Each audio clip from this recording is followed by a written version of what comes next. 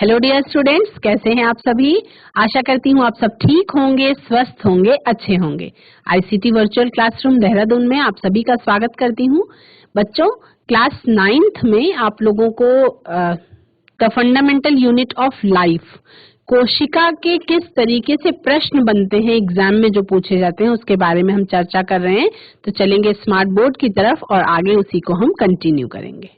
आप सभी ने कोशिका पढ़ते समय विसरण और परासरण की प्रक्रिया के बारे में जरूर सुना होगा। तो आज हम जो क्वेश्चन नंबर 50 है उसमें what happens to the resins when they are placed in water in salt water, जो एक्टिविटी है किशमिश के साथ जो प्रयोग किया गया उसके बारे में जानकारी प्राप्त करेंगे कि किस तरह से जब आप किशमिश को सादे पानी में भिगा देते हैं तो क्या होता है। आप सबको पता है, जब किशमिश को आप सादे पानी में भिगा देते हैं रात भर के लिए तो वो आपका फूल जाती है। सुबह जब वो आपको मिलती है तो फूली हुई होती है। कौन सी ऐसी प्रक्रिया है जिसके कारण किशमिश फूल जाती है, और फूली हुई किशमिश को क्या ऐसा होता है जिसके कारण फूली हुई किशमिश को अगर आप चीनी के घोल में या नमक के घोल में रख देते हैं तो वो वापस से सिकुड़ जाती है ना। क्या ऐसा रीजन है जिसके कारण से किशमिश फूलती है और सिकुड़ जाती है, उसके बारे में हम जानकारी प्राप्त करेंगे। ठीक है, तो बच्चों आप सबको पता है कि water being a hypotonic solution, जिसकी सांद्रता क्या होती है, कम होती है। किसी भी जैसे गाढ़ा और पतला सॉल्यूशन को आप अगर सांद्र का मतलब क्या होता है कि गाढ़ा, जिसमें कोई चीज मिलाई गई है उसकी मात्रा ज्यादा है तो वो आपका सांद्र विलयन कहलाता है, और जिसमें किसी घुले हुए घुलनशील पदार्थों की मात्रा कम होती है वो आपका तनु विलयन कहलाता है। ठीक है, तो किशमिश के साथ किस तरह से उसको जब पानी में हम रखते हैं तो उसके साथ क्या होता है, और उसके बाद किसी नमक के पानी में रखते हैं तो क्या होता है। 3 मार्क्स के क्वेश्चन में ये क्वेश्चन पूछा जा सकता है ना। क्रियाकलाप जिसका आपका 5.4 क्रियाकलाप में ये आपको बताया गया था, है ना। तो उसमें क्या होता है आपका कि विसरण और परासरण की प्रक्रिया होती है ना। उसमें विसरण और परासरण की प्रक्रिया होती है। तो water being a hypotonic solution, answer लिखेंगे what happens to the resins when they are placed in water. Water being a hypotonic solution, when resins are placed in it, the resins swell due to the inward movement of water. जब किशमिश को पानी में डाला जाता है और छोड़ दिया जाता है तो रेजिन्स जो है, किशमिश जो है वो फूल जाती है। क्यों? क्योंकि पानी की गति किशमिश के उस खोल के अंदर हो जाती है ना। आपको सबको पता है किशमिश फूल जाती है का मतलब कि सिंपल किशमिश के अंदर पानी का कंटेंट जो है वो बढ़ जाता है ना। This process through which water moves inside the raisin from high concentration of water to low concentration of water is known as endosmosis. ये प्रक्रिया कौन सी है? ये आपकी एंडोस्मोसिस की प्रक्रिया है, यानी कि इसमें पानी बाहर से अंदर की तरफ जा रहा है। इसमें पानी बाहर से अंदर की तरफ जा रहा है ना। किशमिश के अंदर पानी भर रहा है, इसलिए किशमिश जो है वो फूल जाती है। ठीक है, अब अगर सॉल्ट वाटर में रखा जाए, water will flow out of the cell as salt water would have less concentration of water in comparison to the cell. अगर salt water में रख दिया जाए तो किशमिश के अंदर जो कंसंट्रेशन है उसके मुकाबले बाहर का कंसंट्रेशन कम है, तो therefore due to exosmosis resin shrinks. Exosmosis की प्रक्रिया के तहत क्या होगा, जो किशमिश है वो सिकुड़ जाएंगी। ठीक है, क्या बच्चे ये नोट कर रहे हैं? जीआईसी कोट कंडारा में हैंड रेज करके बताएं कि क्या बच्चे जो बोर्ड पे दिखाई पड़ रहा है उसको नोट कर रहे हैं।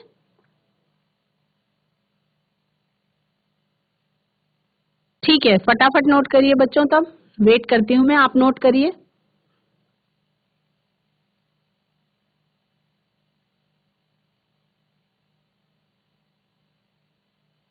नोट करने के बाद हैंड रेज करेंगे ताकि मैं इसको चेंज कर सकूं।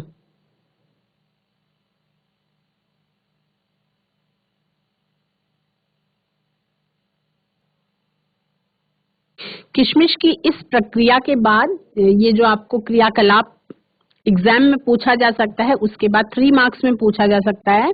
उसके बाद नेक्स्ट क्वेश्चन आपको पूछा जा सकता है, what is hypotonic, isotonic and hypertonic solutions. इन तीनों के बारे में आपको जानना है कि कौन सा आपका हाइपोटोनिक सॉल्यूशन होता है, कौन सा आइसोटोनिक सॉल्यूशन होता है और कौन सा हाइपरटोनिक सॉल्यूशन होता है। तो लिखेंगे हाइपोटोनिक सॉल्यूशन, हेडिंग डालेंगे हाइपोटोनिक सॉल्यूशन।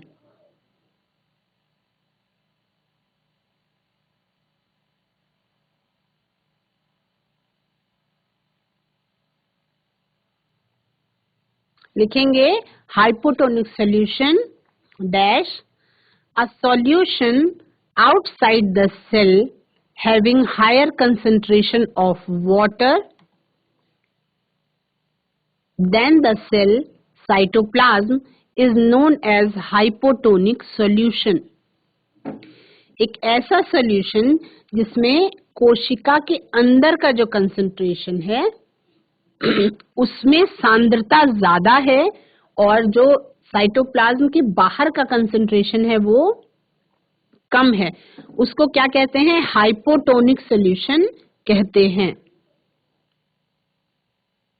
ऐसा सॉल्यूशन जब जैसे रेजिन किशमिश का जो सेल है उसमें अगर आपको किशमिश के अंदर की जो सांद्रता है वो ज्यादा है और पानी की सांद्रता जो है वो कम है।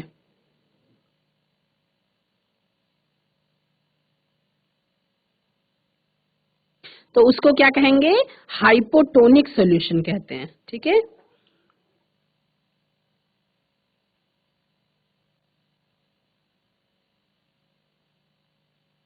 ठीक है। तो मतलब जिसमें आपका हायर कंसेंट्रेशन ऑफ वाटर जो है, a solution outside the cell having higher concentration of water than the cell cytoplasm is known as hypotonic solution. Isotonic solution 2 line में इसके बारे में भी लिखेंगे, a solution outside the cell having exactly the same water concentration as that of cell cytoplasm is known as isotonic solution।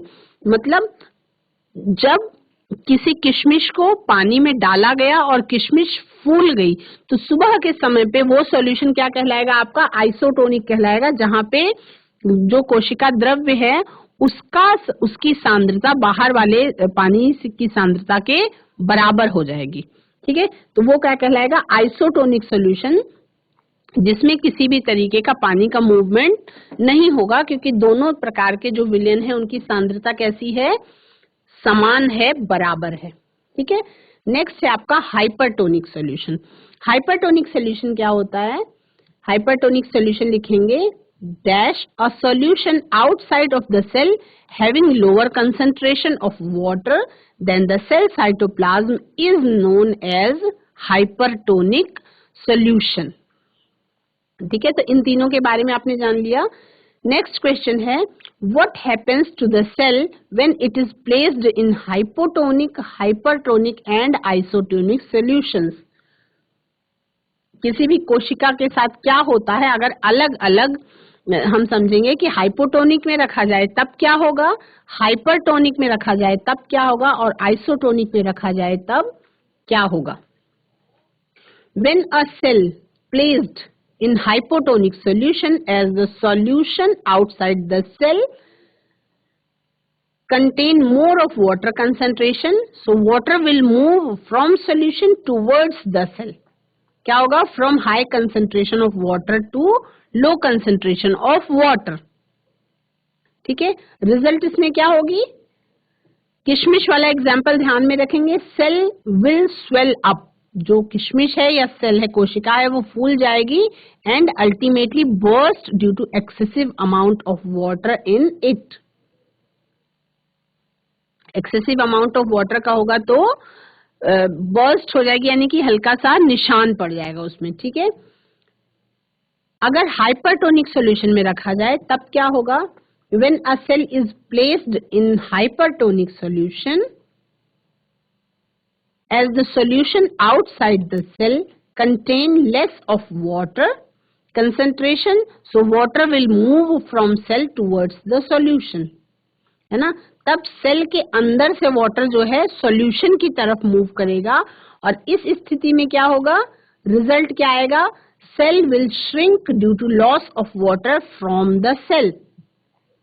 तो आप bracket में लिखेंगे हाइपोटोनिक और उसके बाद ब्रैकेट में लिखेंगे फूलना, और लिखेंगे हाइपरटोनिक और ब्रैकेट में लिख देंगे सिकुड़ना।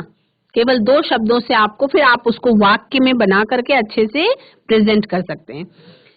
हाइपोटोनिक लिखेंगे, ब्रैकेट में लिखेंगे फूलना, और हाइपरटोनिक लिखेंगे, ब्रैकेट में लिखेंगे सिकुड़ना, है ना। आपका 1 वर्ड में ये दोनों जो है वो याद हो जाएगा।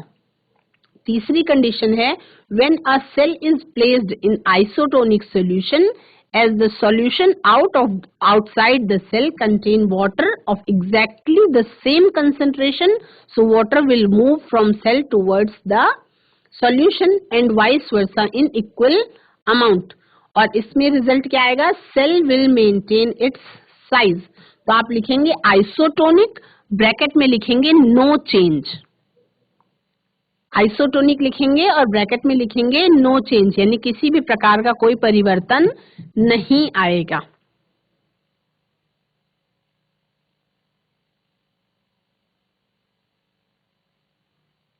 नेक्स्ट क्वेश्चन है, how does amoeba have its food? Amoeba अपना भोजन जो है वो कैसे ग्रहण करता है? ये 3 नंबर के क्वेश्चन में पूछा जा सकता है। Amoeba being a unicellular organism, amoeba जो है एक कोशिकीय जंतु है, has to perform all the functions by itself. For obtaining good food, amoeba makes its intrusions directed towards the prey in the form of pseudopodias. Amoeba क्या चीज का बनाता है? जब अमीबा एक कोशिकीय जंतु है तो उसको अपने जीवन से संबंधित सारी प्रक्रियाएं करने के लिए, उसको अपनी सारी जैविक प्रक्रियाएं करने के लिए एक ही सेल है उसके पास, और उसी एक ही कोशिका से वो सारी प्रक्रियाएं करता है। तो खाना भी खाने के लिए उसके पास माउथ नहीं होता, ठीक है। तो खाना वो कैसे खाता है? उसके शरीर से ही 2 कूट पाद निकलते हैं, नए तैयार होते हैं, 2 सूडोपोडिया निकलने शुरू होते हैं, और उस सूडोपोडिया को ही बढ़ा करके वो क्या करता है? अपने शिकार को या भोजन के फूड पार्टिकल को पकड़ लेता है, अंदर बंद कर लेता है, और उसके बाद उसी सूडोपोडिया में एक ऐसी लेयर बनती है जो प्रे, जो उसका शिकार होता है, उसके चारों तरफ एक वैक्यूल फॉर्म कर देती है, और उसके बाद उस पार्टिकल को वो अपनी उसी एक कोशिका के अंदर ही ले लेता है, और उसके बाद फिर लाइसोसोम के द्वारा उस पर अटैक किया जाता है, और कुछ डाइजेस्टिव जूसेस जो है वो सिक्रीशन के बाद पार्टिकल जो है वो, इसको क्या कहते हैं? इंजेक्शन की प्रक्रिया कहते हैं, अंतर्ग्रहण की प्रक्रिया। अमीबा में भी पहले अंतर्ग्रहण की प्रक्रिया होती है, उसके बाद फिर पाचन की प्रक्रिया होती है, और उसके बाद फिर बहिक्षेपण की भी प्रक्रिया होती है, और बीच में जो न्यूट्रिटिव मटेरियल है, पोषक पदार्थ है, उसके अवशोषण की भी प्रक्रिया, एसिमिलेशन की भी प्रक्रिया होती है ना। केवल कैसे खाना अंदर लेता है ये पूछा गया है, और ब्रीफ में मैंने आपको 5 स्टेप्स के बारे में भी बता दिया था। These pseudopodias make a layer around the prey, forming the vacuole and engulfs the particle in the cell।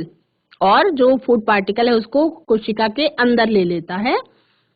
This particle is then attacked by the lysosome containing certain digestive juices, यानी lysosome में कुछ पाचक juice पाए जाते हैं जो कि क्या करते हैं, जो फूड पार्टिकल उसने अंदर लिया है उसको डाइजेस्ट करने का काम करते हैं।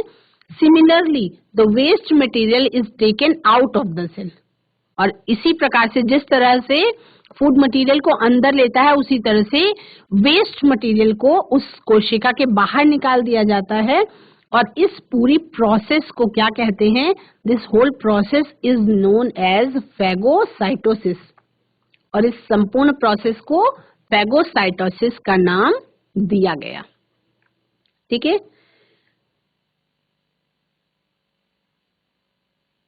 नेक्स्ट है how do the different substances like CO2 and water move in and out of the cells. किसी तरह से किसी भी कोशिका में कार्बन डाइऑक्साइड और वाटर, ये जो है किसी भी कोशिका से अंदर बाहर कैसे होते हैं, या मूवमेंट कार्बन डाइऑक्साइड का और पानी का किसी भी कोशिका से कैसे होता है। तो लिखेंगे substances like carbon dioxide CO2 and water are transported through diffusion. कल हम सबने डिफ्यूजन और ऑस्मोसिस में क्या अंतर है उसके बारे में समझा था। तो डिफ्यूजन का मतलब क्या है कि किसी भी मीडियम में हो सकता है। डिफ्यूजन की प्रोसेस जो है वो लिक्विड मीडियम में भी हो सकती है, सॉलिड में भी, और गैसियस मीडियम में भी हो सकती है। तो प्लाज्मा मेम्ब्रेन में डिफ्यूजन के थ्रू क्या होता है, कार्बन डाइऑक्साइड और वाटर का ट्रांसपोर्ट होता है। The substances being very small in size can readily get transported from an area of high concentration to low concentration। ठीक है, यानी कि हायर कंसंट्रेशन से लोअर कंसंट्रेशन की तरफ ट्रांसपोर्ट हो जाता है, जो कि किसी भी माध्यम में संभव है। विसरण की प्रक्रिया किसी भी माध्यम में संभव है। गैसेस स्टेट में भी पॉसिबल है, लिक्विड स्टेट में भी पॉसिबल है, और आपका सॉलिड स्टेट में भी पॉसिबल है। Give the cell wall function in plant cell. पादप कोशिका में कोशिका भित्ति का क्या कार्य है, ये 2 मार्क्स का क्वेश्चन पूछा जा सकता है। Cell wall is present only in plants. आप सबको पता है कि सेल वॉल जो है वो केवल पादप कोशिकाओं में प्रेजेंट होती है। केवल पौधों में पाई जाने वाली कोशिकाओं में ही सेल वॉल प्रेजेंट होती है, और नेचर में कैसी होती है, सेल वॉल जो है वो नेचर में डेड होती है, या सेल वॉल नेचर में कैसी होती है, नॉन लिविंग होती है। Cell wall is present only in plants and is outer covering to plasma membrane. Plasma membrane की सबसे बाहर वाली कवरिंग, आउटर मोस्ट कवरिंग किसी भी प्लांट सेल की क्या होती है, सेल वॉल होती है। इट इज नॉन लिविंग, यानी कि ये अपने नेचर में क्या होती है, नॉन लिविंग होती है। And freely permeable membrane. Cell wall is present only in plants and is outer covering to plasma membrane, full stop. It is non living and freely permeable membrane. यानी freely permeable से क्या मतलब है, किसी भी membrane का freely permeable membrane होने से क्या मतलब है। किसी बच्चे को आता है तो हैंड रेज करे वो।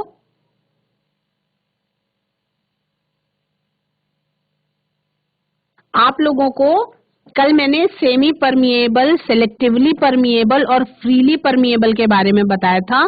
तो क्या आप सभी को फ्रीली परमिएबल मेम्ब्रेन, ये जो शब्द है, इसका मतलब समझ में आ रहा है कि फ्रीली परमिएबल मेम्ब्रेन होने का क्या मतलब है।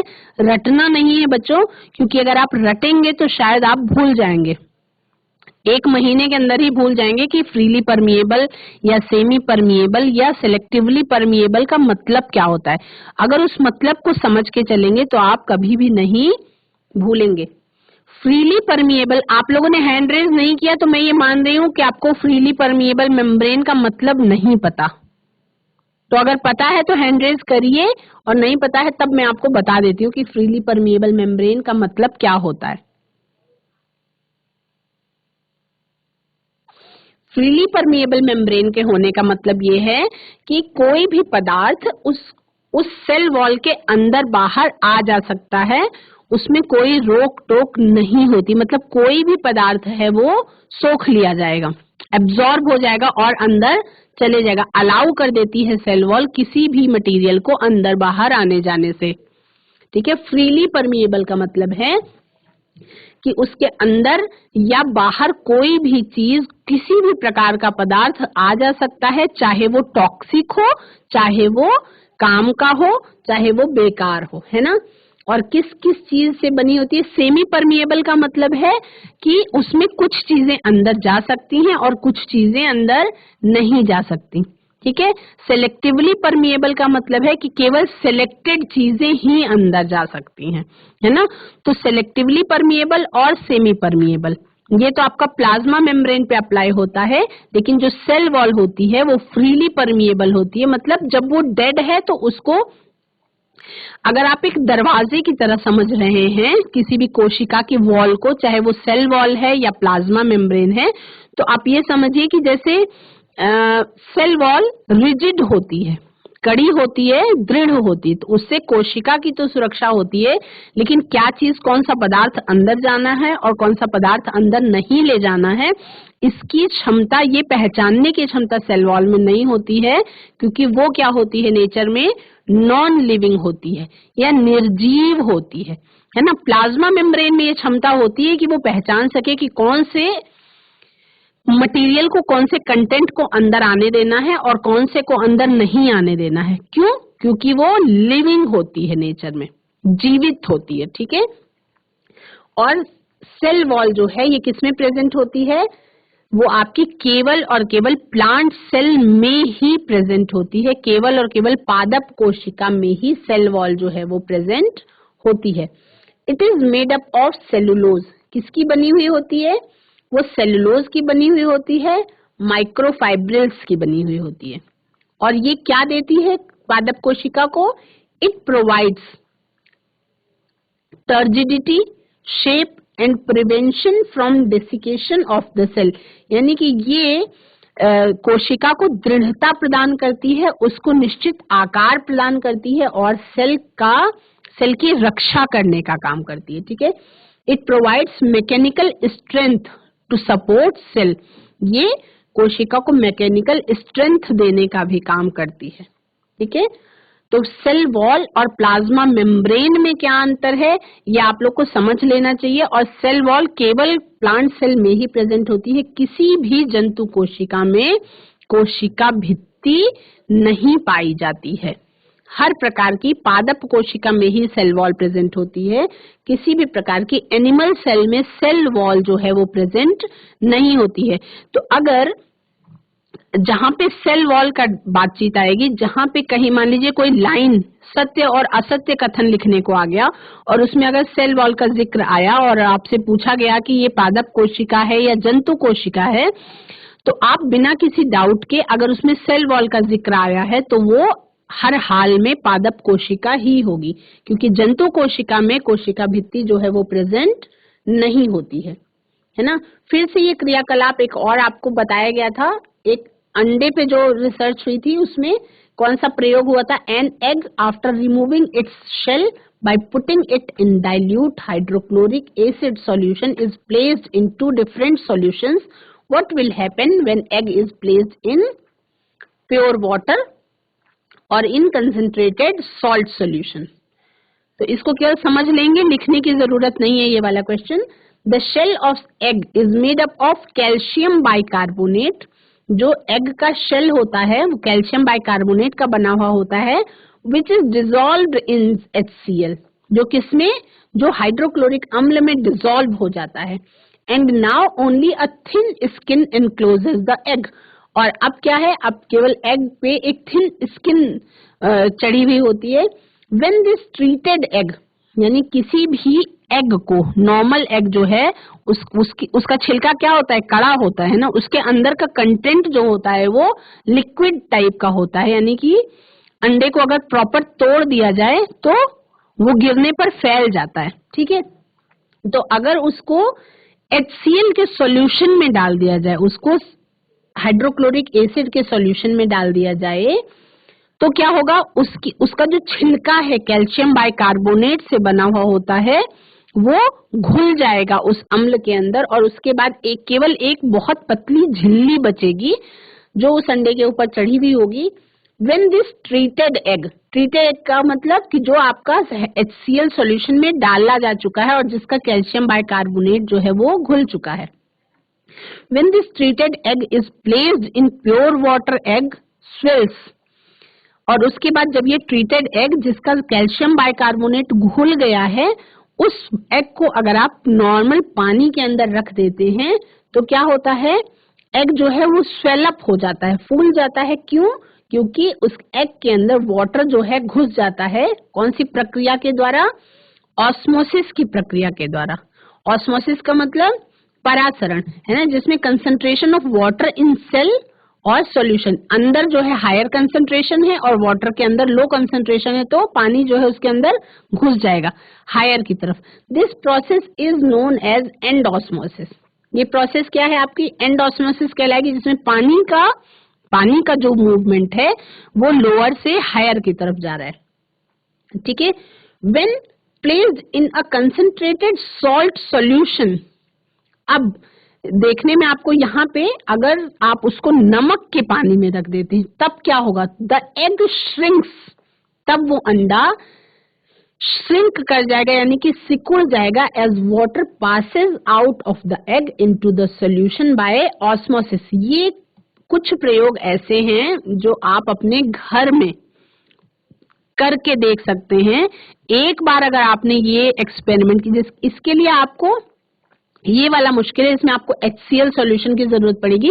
पर अगर आप किशमिश वाला एक्सपेरिमेंट जो है वो आप अपने घर में इजीली करके देख सकते हैं, क्योंकि इसमें आपको कैल्शियम बाइकार्बोनेट को हटाना होगा। और किशमिश में क्या है कि सिंपल किशमिश आप पानी में रख के या नमक के पानी में रख के या चीनी पानी में रख के उस एक्सपेरिमेंट को कर सकते हैं। इसको आप समझ लें और किशमिश वाले एक्सपेरिमेंट को आप अपने घर में करके देखिए। कोई भी चीज है अगर आप सीखने की कोशिश करते हैं बच्चों, साइंस में क्यों लैब बनाए गए हैं, साइंस में क्यों प्रयोग करवाए जाते हैं? क्योंकि जब कोई भी चीज आप सीखते हैं तो केवल लिखने पढ़ने से और याद कर लेने से वो चीजें आप कम समय के लिए आपको समझ में आती हैं।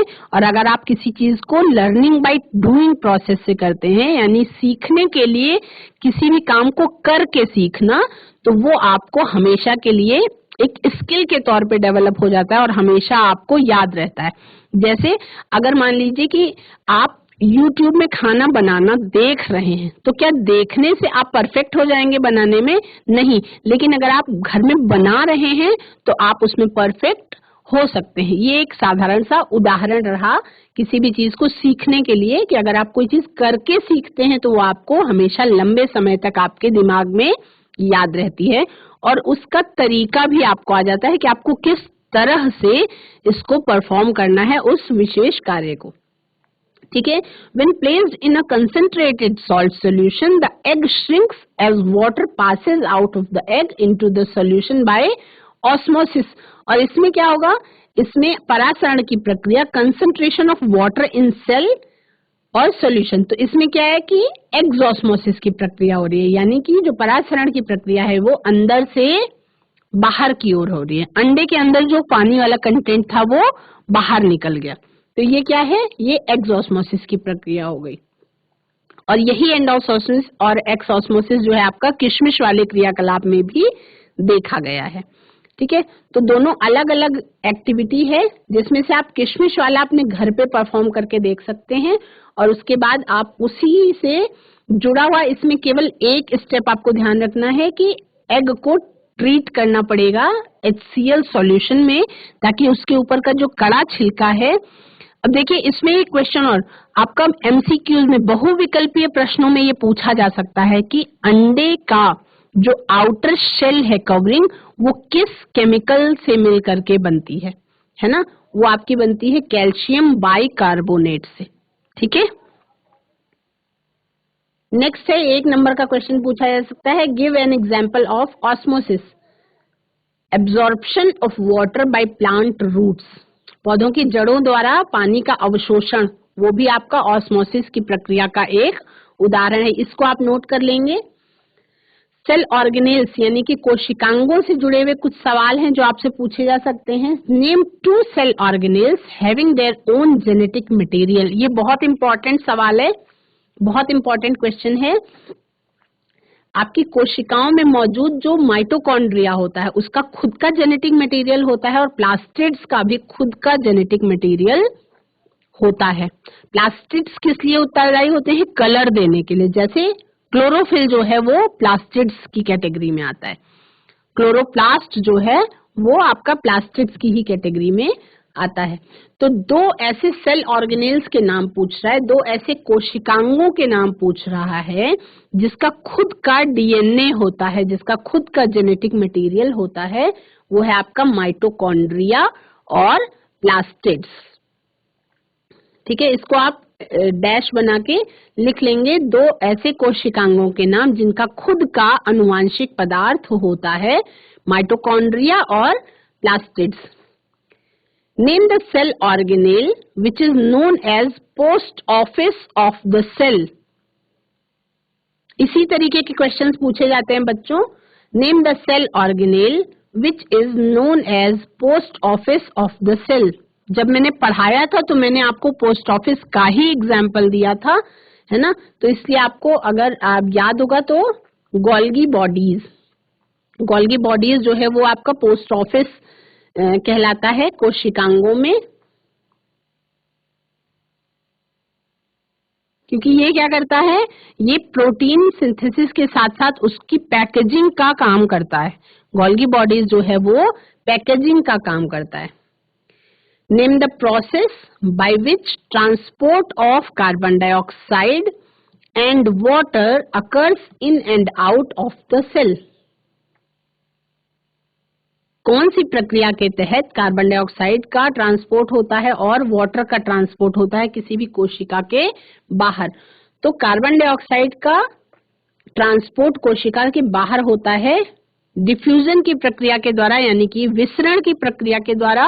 और क्यों हम ये नहीं लिख रहे हैं कि कार्बन डाइऑक्साइड बाय ऑस्मोसिस? क्योंकि ऑस्मोसिस जो है किसी भी मीडियम में पॉसिबल नहीं है, केवल आपका लिक्विड मीडियम में ही पॉसिबल है। पर डिफ्यूजन जो है वो उसके लिए वो किसी भी माध्यम में संभव है। तो गैसियस आपका मीडियम हो गया कार्बन डाइऑक्साइड, इसलिए उसमें डिफ्यूजन होगा।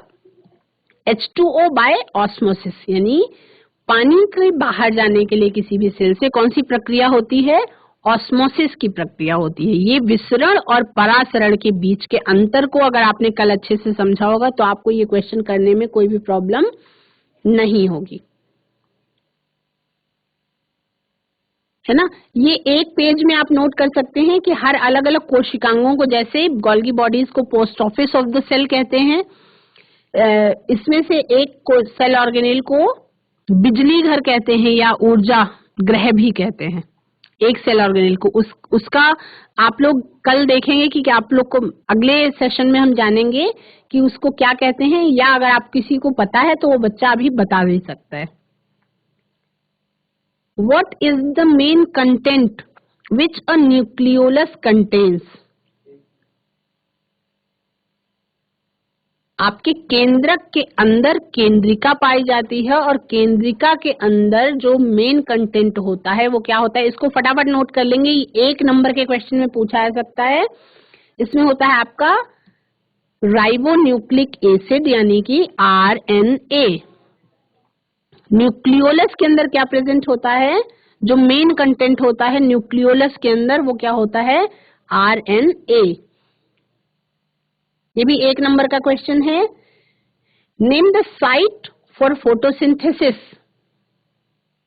है ना, यहाँ पे बच्चे लीव्स नहीं लिखेंगे।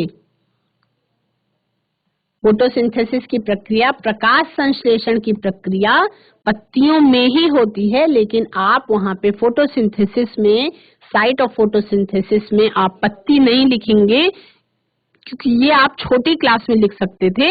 अब आप बड़ी क्लास में हैं तो फोटोसिंथेसिस किस जगह पे हो रही है, ये क्वेश्चन पूछने का मतलब ये है कि फोटोसिंथेसिस लीफ के कौन से सेल ऑर्गेनेल में हो रही है, और वो है आपका क्लोरोप्लास्ट।